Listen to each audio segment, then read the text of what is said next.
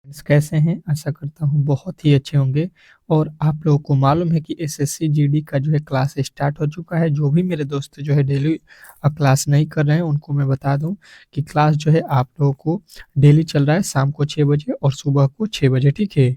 क्योंकि 4 फरवरी से जो है आप लोगों का पेपर है, तो इसके पहले जो है आप लोगों के सारे जो है इम्पोर्टेंट प्रश्न को यहाँ पे कवर कर दिया जाएगा जो आपके एग्जाम हॉल में आने वाले हैं, ठीक है? जिस तरीके से प्रश्न आपके एग्जाम हॉल में पहले पूछे गए हैं सेम टू सेम उसी तरीके की क्लास को इस समय जो है रेगुलर यूट्यूब पे फ्री ऑफ कॉस्ट में जो है चलाया जा रहा है। तो जो भी मेरे दोस्त देख रहे हैं वीडियो को, प्लीज़ आप लोगों से रिक्वेस्ट है कि वीडियो को लाइक कर दीजिएगा और चैनल को सब्सक्राइब कर दीजिएगा, ठीक है?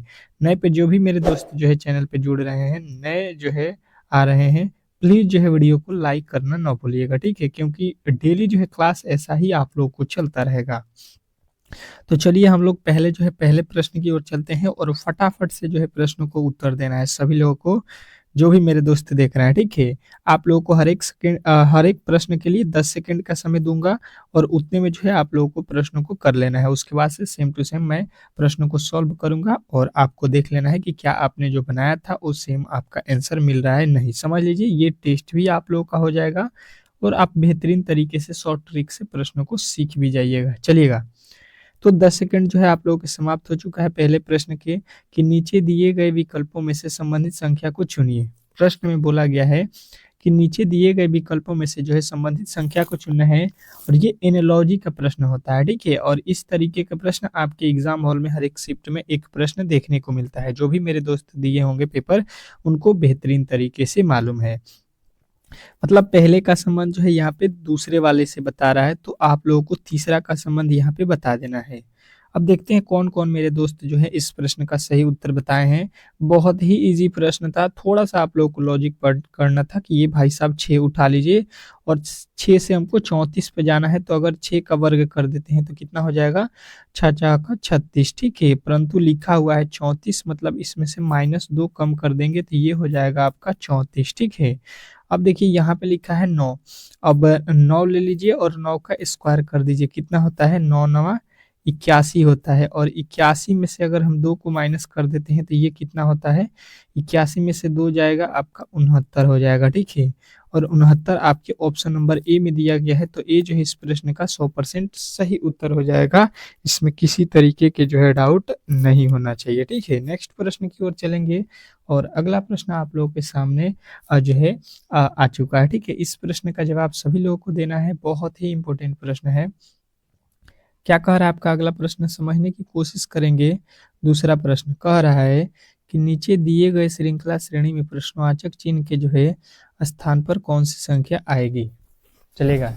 अब जो है आप लोगों को श्रृंखला श्रेणी से जो है मालूम ही है कि एक प्रश्न कोई ऐसा शिफ्ट नहीं बनाता है एसएससी जिसमें एक प्रश्न इस तरीके का वो ना दे, ठीक है? तो आप लोग श्रृंखला श्रेणी को बेहतरीन तरीके से पढ़ लिए होंगे। नहीं पढ़े हैं तो आप लोगों को डेली क्लास में आना है, बेहतरीन तरीके से जो भी आपके जो है सिलेबस में बाकी होगा सारा कवर कर दिया जाएगा।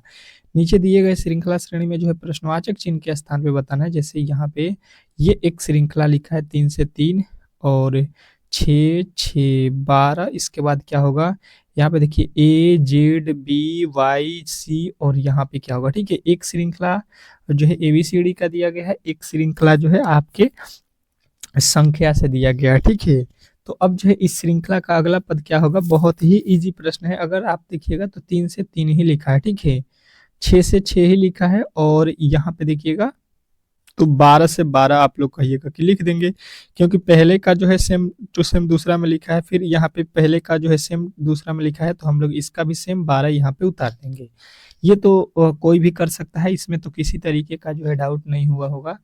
अब देखिए, अब तो 12 सभी ऑप्शन में भी दिया गया है, तो इसके अकॉर्डिंग जो है ये वाला यहाँ पे नहीं होगा। अब देखिए यहाँ पे ए, उसके बाद से जेड, मतलब ए का अपोजिट लिखा गया है जेड। देखिए बी का अपोजिट वाई लिखा गया है, किसका? बी का अपोजिट वाई लिखा गया है। यहाँ पे सी का अपोजिट क्या होगा?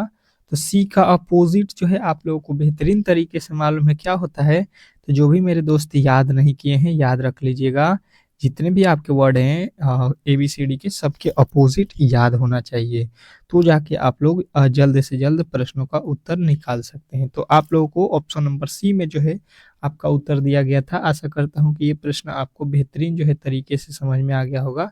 नेक्स्ट प्रश्न देख लीजिए, बहुत इंपॉर्टेंट है।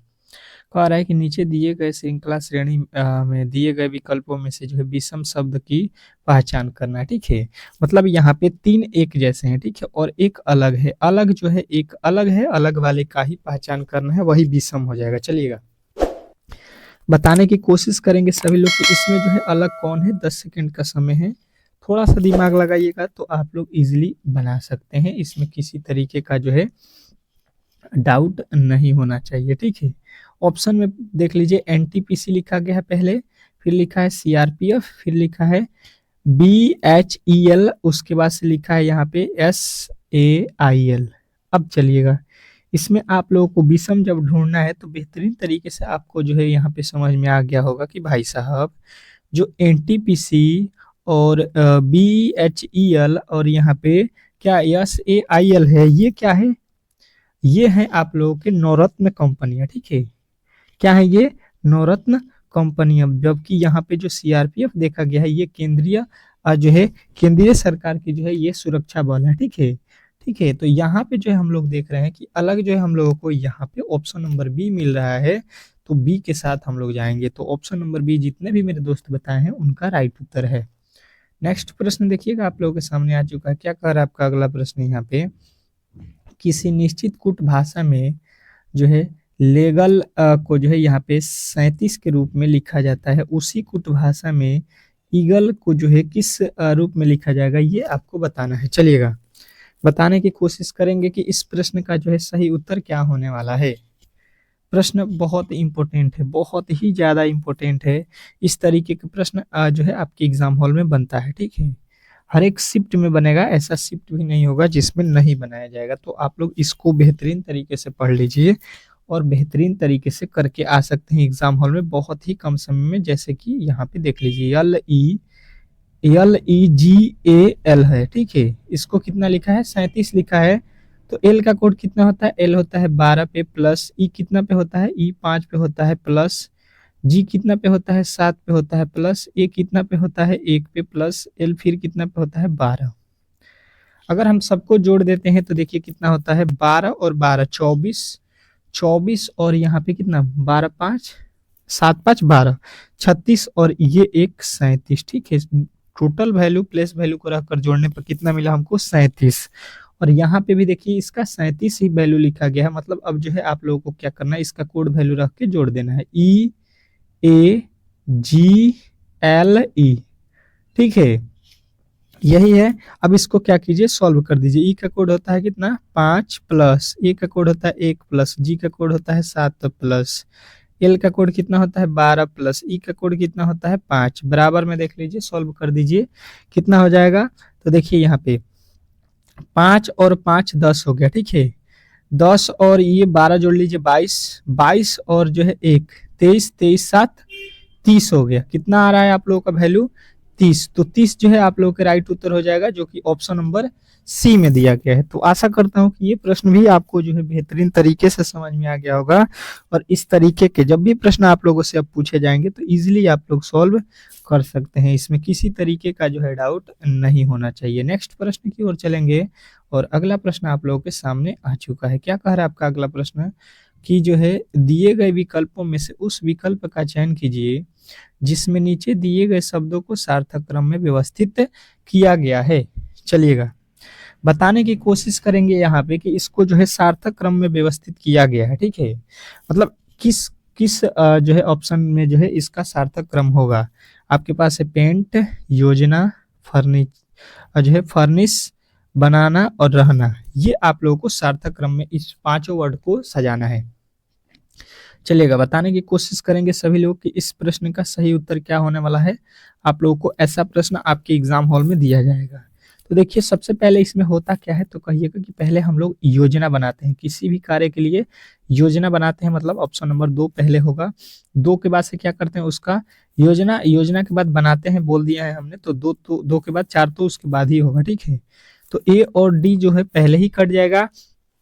अब देखिए उसके बाद से हम लोग क्या करते हैं, तो योजना पहले योजना करते हैं, फिर बनाते हैं, बनाने के बाद किसी भी बनाने के बाद उसको क्या करते हैं, पेंट करते हैं। मान लीजिए घर है, उसमें रहना है, तो पहले क्या करेंगे, योजना बनाएंगे, फिर घर बनाएंगे, घर बनाने के बाद पेंट कराते हैं, ठीक है। पेंट कराने के बाद से क्या करते हैं उसमें, तो जो है फर्निश करते हैं, ठीक है। मतलब 3 हो जाएगा, और लास्ट में जो है इसमें रहते हैं यानी कि 5 अंत में हो जाएगा, जो कि ऑप्शन नंबर आपके किस में दिया गया है, सी में दिया गया है।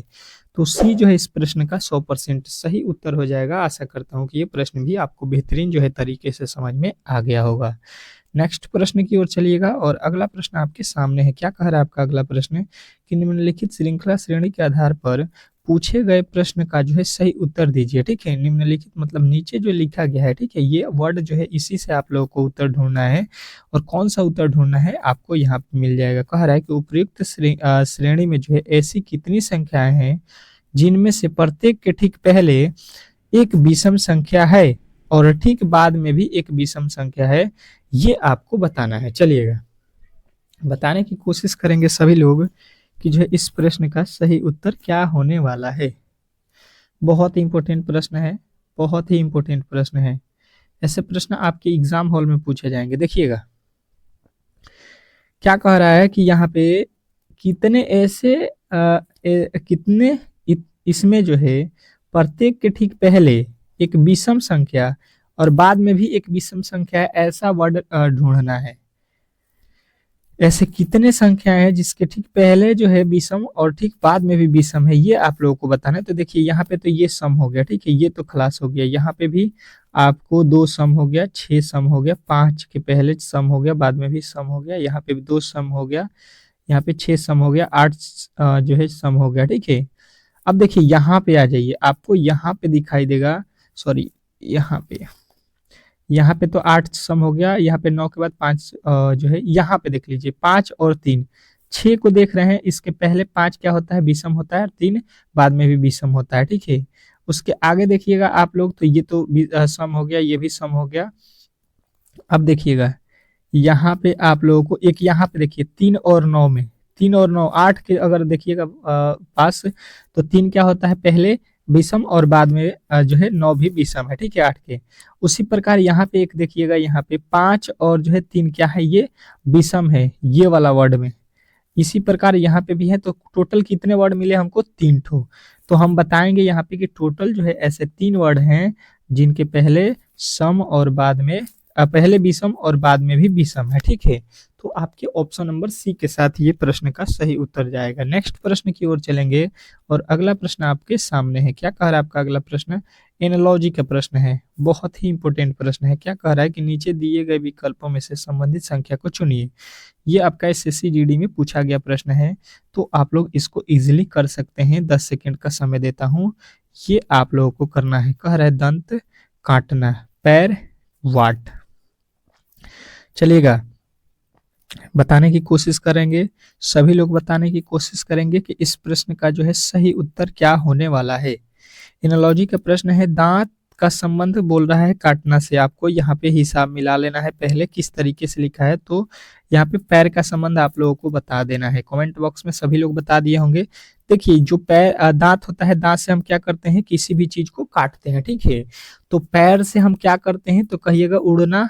ये भाई साहब पैर से उड़ते थोड़ी ना है, गंध थोड़ी ना है, पैर से गर्मी थोड़ी ना है, पैर से क्या करते हैं, चलते हैं। इसमें तो कोई लॉजिक भी नहीं लगाना था। ये आप लोगों के बहुत ही इजी प्रश्न था, ठीक है। नेक्स्ट प्रश्न की ओर चलेंगे, और अगला प्रश्न आपके सामने है। ये प्रश्न बहुत ही इंपॉर्टेंट है, और ऐसे प्रश्न आपके जो है एसएससी बहुत बार पूछ रहा है एग्जाम हॉल में। कह रहा है कि पासे की दो जो है भिन्न आकृतियों से ज्ञात कीजिए कि 5 के सामने कौन सी जो है संख्या है। 5 के जो है सामने हम लोगों को पूछा गया है कि 5 के सामने कौन सी संख्या आने वाली है। चलिएगा बताने की कोशिश करेंगे सभी लोग कि 5 के जो है सामने मतलब हो जाएगा, यहाँ पे अगर सामने बोला गया है तो 5 का विपरीत बोला है, ठीक है। इन दोनों पासों से जो है 5 का विपरीत बताना है। चलिएगा 10 सेकेंड का समय है, और समय जो है आप लोगों को गंवाना नहीं है। सभी लोग जो है इस प्रश्न का सही उत्तर बताएंगे कि जो है आप लोग यहाँ पे 10 सेकेंड में अब बना दे रहे हैं कि नहीं। चलिएगा देखते हैं।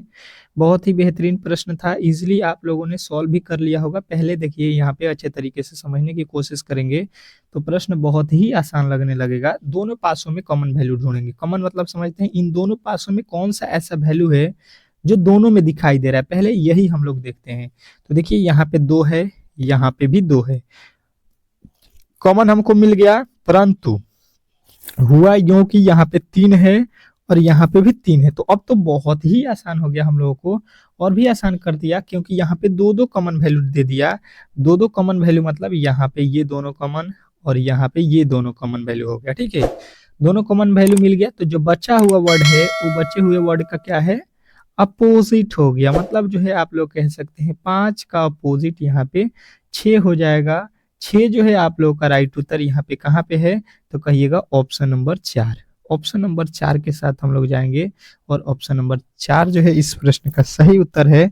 आशा करता हूं कि ये प्रश्न भी आपको बेहतरीन जो है तरीके से समझ में आ गया होगा, और इस तरीके के जब भी प्रश्न आप लोगों से पूछे जाएंगे तो इजीली आप लोग सॉल्व कर सकते हैं। नेक्स्ट प्रश्न की ओर चलेंगे और अगला प्रश्न आपके सामने है। क्या कह रहा है आपका अगला प्रश्न कि जो है उस वेन आरेख का चयन करें जो दिए गए वर्गों के बीच संबंध को सर्वोच्चतम रूप से दर्शाता है। चलिएगा, बताना है कि उस वेन आरेख का चयन करें जो दिए गए वर्गों के बीच संबंध को सर्वोच्चतम रूप से दर्शाता है। 10 सेकंड का समय है और कोशिश करना है कि इस 10 सेकंड में आप लोग इस प्रश्न का सही उत्तर निकाल सकें। प्रश्न बहुत ही इंपॉर्टेंट है, बहुत ही इंपॉर्टेंट है। ऐसे प्रश्न आपके जो है एग्जाम हॉल में पूछे जाएंगे। ठीक है, तो आप लोग पहले ही इन प्रश्नों को प्रैक्टिस यहाँ पे जरूर कर लीजिए। आपके पास जो बचे हुए समय है, समय भी बहुत कम है, 1 मंथ का ही जो है समय है।